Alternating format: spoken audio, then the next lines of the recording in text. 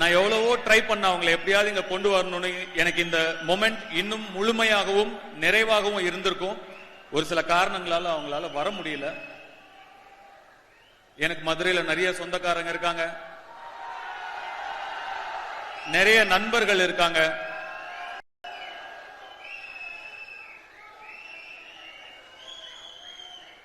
இங்க இருந்து அங்க இருந்து கை தட்டிட்டு விசில் அடிச்சிட்டு இருக்கிற நீங்கெல்லாம்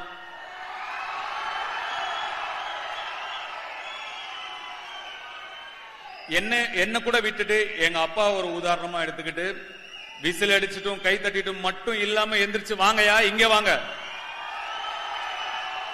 வரணும், உழைக்கணும், உழைச்சு இங்க வரணும். எல்லாராலையும் முடியும்.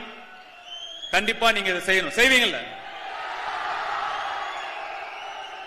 கண்டிப்பா செய்யணும்.